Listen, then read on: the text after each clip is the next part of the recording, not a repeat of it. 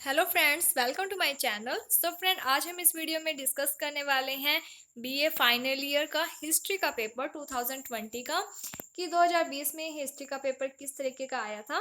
तो इसी के बारे में हम डिस्कस करेंगे कि किस तरीके के क्वेश्चंस आए थे। तो ये जो आपका पेपर है, ये सेकंड पेपर है। तो इसमें हम देखते हैं सबसे पहले क्या है कि आपके यहाँ पर 10 क्वेश्चन आए थे 2 मार्क्स के। लेकिन जैसा यहाँ पर लिखा हुआ है, जब आपको पेपर मिलेगा तब क्या है कि आपको गाइडेंस दी जाएगी कि आपको कितने क्वेश्चंस करने हैं और कितने क्वेश्चंस नहीं करने हैं। तो यहाँ पर जो फर्स्ट क्वेश्चन है वो था व्हाट इज इंडस। इंडस यहाँ पर मतलब सिंधु से रिलेटेड है कि सिंधु क्या है। तो सिंधु एक रिवर है। इसके बाद सेकंड क्वेश्चन था, हम हिंदी में देख लेते हैं, अगर आप चाहो तो इंग्लिश में भी।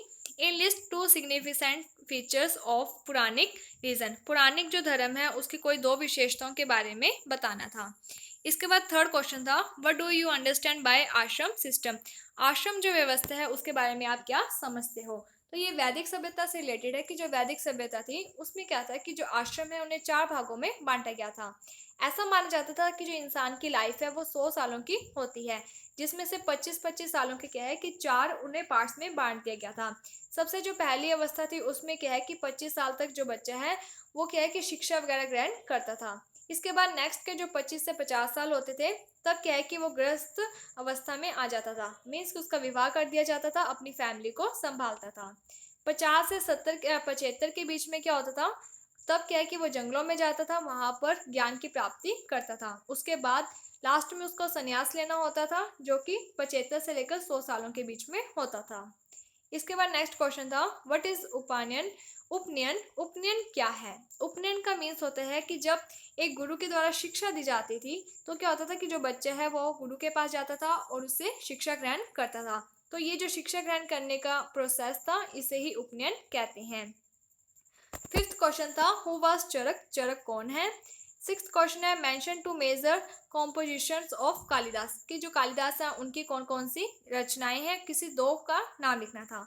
तो आप यहाँ पर अभिज्ञान शकुंतलम है, उसके साथ ही कुमार संभव है। तो बहुत सारी बुक्स हैं, ऋतुराज हो गया, ये आप लिख सकते थे। इसके बाद नेक्स्ट क्वेश्चन था define Mathura art. Mathura art है जो कला है उसको आपने परिभाषित करना था। इसके बाद लिखा हुआ है हु वाज बनीठनी। बनीठनी कौन थी। तो क्या है कि जो बनीठनी है वो एक पेंटिंग है जो कि आपको अजमेर में किशनगढ़ में मिलती है और ये सावंत सिंह के टाइम में की गई थी। एक बहुत अच्छी पेंटिंग है ये, जिसे राजस्थान की मोनालिसा भी कहते हैं। इसके बाद नेक्स्ट क्वेश्चन है what are the major teaching of Kabir. Kabir के प्रमुख उपदेश क्या हैं। तो जो कबीर के उपदेश हैं उसे बीजक में संग्रहण किया गया है, इसे धर्मदास के द्वारा संग्रहित किया गया है।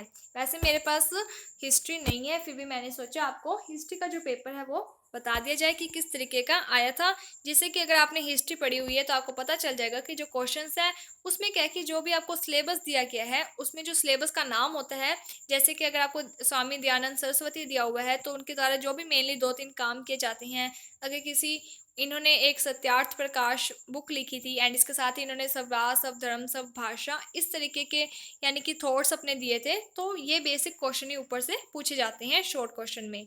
Who was the founder of Arya Samaj. Arya समाज के फाउंडर कौन है। तो इसका आंसर आएगा स्वामी दयानंद सरस्वती। इसके बाद आपका आता है सेक्शन बी, जिसमें क्या है कि आपको 2 में से एक करना था। तो जो पहला है उसमें था कि right A short note on वैदिक रीजन। तो वैदिक रीजन के बारे में बताना था कि जो वैदिक रीजन है वो आपका 1500 से लेकर 600 ईस्वी पूर्व तक है। इसमें ऋग्वेद यानी कि 4 वेदों की स्थापना की गई थी। वैदिक जो रीजन है, जो वैदिक धर्म है, उसको 2 भागों में बांट दिया गया था, एक था ऋग्वैदिक और एक था उत्तर वैदिक। ऋग्वैदिक है जो वो 1500 से 1000 के बीच में आता है और उत्तर वैदिक है जो वो 1000 से 600 ईस्वी पूर्व तक आता है। ऋग्वैदिक में ओनली ऋग्वेद की स्थापना की गई थी और जो उत्तर वैदिक है उसमें सामवेद, यजुर्वेद और अर्थवेद 3 वेद की स्थापना की गई थी। इस तरीके से आपको इसमें लिखना होता है। इसके साथ ही जो वैदिक धर्म के लोग थे वो ज़्यादातर पशुपालन करते थे, कृषि करते थे, ये ग्रामीण व्यवस्था थी। सबसे पहले ये जो लोग हैं वो सप्त सैंध प्रदेश है वहाँ पर रहते थे। धीरे धीरे क्या है कि जब उत्तर वैदिक काल आया तब ये गंगा यमुना वाला जो क्षेत्र है वहाँ पर भी बसने लग गए। पहले जो ये लोग थे ये घुमक्कड़ होते थे, इनका जो मेन छोटी इकाई होती थी कबीला, वहीं पर ये रहते थे। धीरे धीरे क्या है कि इन्होंने अपना एक स्थायी आवास बनाना शुरू कर दिया था। इसके बाद नेक्स्ट था कि what is Syadvada in Jainism. Jain धर्म में संयादवाद क्या होता है। तो इसमें भी यही चीज़ें आती हैं कि हमें हिंसा नहीं करनी चाहिए, हमें यानी कि शांत रहना चाहिए और मोक्ष को प्राप्त करना चाहिए, अपनी जो ज्ञान इंद्रियाँ हैं उन पर कंट्रोल करना चाहिए। ये सब बातें यानी कि जैन धर्म से रिलेटेड जो भी आपने पढ़ा होगा वो आप लिख सकते हो। बस आपको ये चीज़ ध्यान देनी है कि क्वेश्चन कितने मार्क्स का है। अगर क्वेश्चन है जो वो 8 मार्क्स का है तो आपको उस वे में लिखना है। अगर क्वेश्चन 2 मार्क्स का है तो आपको 4-5 लाइन्स लिखनी है। तो वो क्वेश्चन के ऊपर डिपेंड करता है। इसके बाद थर्ड में भी 2 क्वेश्चन थे जिसमें से आपको एक करना था। तो कौन सा क्वेश्चन आया कि प्राचीन काल की वन व्यवस्था का आलोचनात्मक विश्लेषण करें।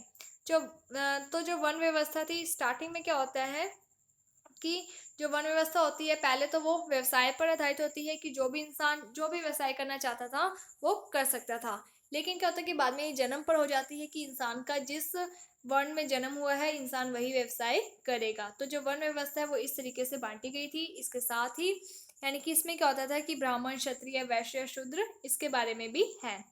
इसके बाद नेक्स्ट था 4 पुरुषार्थों पर प्रकाश डालिए।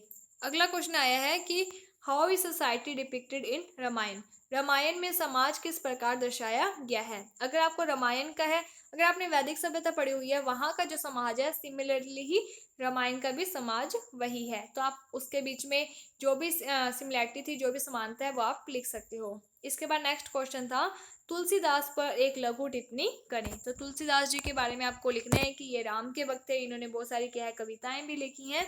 तो इस तरीके से उन्होंने जो भी कविताएं लिखी हैं आपको वो 2-3 नाम लिख देने हैं। इसके साथ ही जब भी आप जिस भी चीज़ के लिए आप प्योर श्योर होते हो ना कि तुलसीदास जी ने यही बुक्स लिखी हुई हैं तब क्या करना होता है कि आपको उन लाइंस को अंडरलाइन कर देना चाहिए। जिससे क्या होता है कि जो एग्जामिनर का ध्यान है वो उन अंडरलाइंस पर जाता है, जिससे उन्हें ये लगता है कि ये जो बच्चा है इसने सही ही लिखा होगा। क्योंकि वो सभी पेज तो पढ़ नहीं सकता है, इसलिए अगर आप अंडरलाइन करते हो तो वो उन अंडरलाइंस पर पूरा ध्यान दे लेते हैं, जिससे कि आपके जो मार्क्स है वो अच्छे आ जाएंगे। नेक्स्ट क्वेश्चन है कि मौर्य काल की प्रमुख विशेषता कला की प्रमुख विशेषता क्या है। कि जब मौर्य वंश आया था तब उसमें जो भी कलाएं हुई थी जो भी आर्ट्स वगैरह थी उसके बारे में आपको बताना है। अगला था गुप्तकालीन मंदिरों पर टिप्पणी लिखें। तो जो गुप्त काल है उसे स्वर्णिम काल भी कहते हैं क्योंकि यहीं पर सबसे पहले मंदिर वगैरह बनाए गए थे। इसमें बहुत सारे मंदिर बनाए गए हैं जैसे देवगढ़ का मंदिर था, इसके साथ ही भीतरी मंदिर है। तो ये सब चीज़ें आ जाएंगी। इसी के टाइम में जो मकबरे नुमा मंदिर बनाए गए हैं ये सब चीज़ें। इसके बाद नेक्स्ट क्वेश्चन 6 है सूफीवाद क्या होता है। जिस तरीके से हिंदू जो लोग होते हैं वो भगवान को मानते हैं उसी तरीके से जो सूफी लोग होते हैं वो नमाज वगैरह पढ़ते हैं। सूफी का मीन्स होता है सूफी जो वो सफ वर्ड से बना हुआ है जिसका मीन्स होता है पवित्र। इसमें जो भारत है उसमें सबसे पहले कौन आए थे तो चिश्ती आए थे। उसके बाद इस तरीके से सारी डिटेल अगर आप लिखना चाहो तो लिख सकती हो। इसके बाद राजा राम मोहन राय है, उन्होंने ब्रह्म समाज के सिद्धांतों पर प्रकाश डालिए। इसमें आपको सबसे पहले क्या करना है कि जो ब्रह्म समाज है उसकी स्थापना कब की गई, पहले आप ये चीज़ लिखोगे कि जो राजा राम मोहन राय हैं उन्होंने 1828 में ब्रह्म समाज की स्थापना की। और इसे आपको क्या करना है अंडरलाइन कर देना है। इसके बाद आप इनके जो सिद्धांत है वो लिखो। सिद्धांत में क्या है कि अगर आपको पॉइंट्स पता है तो आप पॉइंट्स के थ्रू लिखो। आपने एक पॉइंट लिखा फिर उसके ऊपर आपने एरो का निशान डाला और नीचे से वो लाइन शुरू कर दी और वो जो पॉइंट है उसे आपको क्या है अंडरलाइन करना है। इससे क्या होता है कि जो एग्जामिनर है वो आपका जो आंसर है उसे नहीं पढ़ेगा, बस वो आपके लिखने का तरीका देख लेगा और आपको मार्क्स मिल जाएंगे। बस आपको एक चीज़ ये ध्यान देनी है जो भी पूछा जाता है तो सबसे पहले आपको उसकी बेसिक बात लिखनी होती है। जैसे कि इन्होंने पूछा था कि ये ब्रह्म समाज की स्थापना कब की गई है तो 1828 में, उसे आपको पहले अंडरलाइन करना है। इसके बाद बौद्ध धर्म की व्याख्या करें तो सबसे पहले जो बौद्ध धर्म है उसके कौन थे प्रवर्तक तो गौतम बुद्ध थे। उनके माता का नाम उनके पिता का नाम लिख देना।